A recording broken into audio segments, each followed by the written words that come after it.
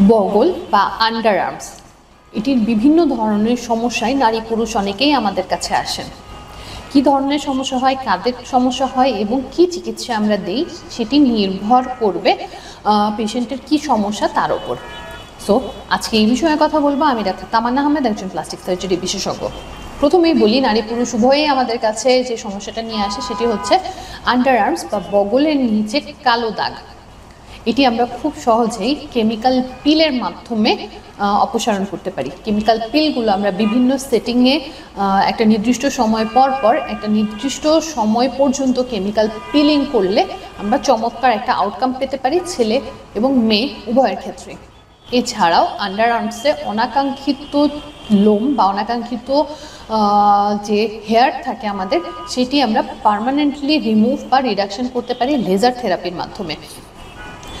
এটি করার মাধ্যমে পার্মানেন্টলি আপনারা একটা রিডিউসড হেয়ার পাবেন। এখানে পরবর্তীতে আপনাদের বিভিন্ন ওয়াক্সিং বা শেভিংয়ের মতো কোনো পদ্ধতিতে আর যাওয়া লাগবে না।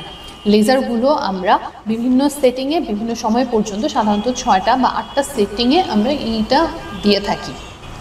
এছাড়াও বগলে বিভিন্ন ধরনের আমাদের গ্রন্থি থাকে যেটিতে অনেক সময় পুজ হয় এবং এটাকে আমরা বলি অ্যাক্সিলারি অ্যাবসেস। অ্যাক্সিলাতে অথবা 2 অ্যাক্সিলাতে এই ধরনের সমস্যা নিয়ে তারা আসে আমাদের কাছে। যদি সিম্পল 1টা বা 2টা অ্যাবসেস থাকে তাহলে সেটা আমরা ইনসিশন এবং ড্রেনেজ বা জায়গাটা ছোট্ট করে ইনসিশন দিয়ে পুজগুলো বের করে ড্রেসিং করলেই জায়গাটা অনেক ক্ষেত্রে শুকায় যায়। কিন্তু কখনো কখনো 2 অ্যাক্সিলাতেই দীর্ঘদিন ধরে তারা এইভাবে বিভিন্ন রকমের পুঁজ পড়ে, আবার শুকিয়ে যায়, বিভিন্ন চিকিৎসা নিলে শুকিয়ে যায়, কিন্তু দীর্ঘদিন ধরে এই ধরনের সমস্যায় তারা ভোগে।